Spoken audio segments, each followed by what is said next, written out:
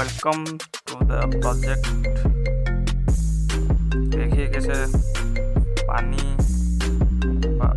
का स्विच बंद कर देने से बंद हो गया, फिर चालू कर देने से चालू हो जाता है।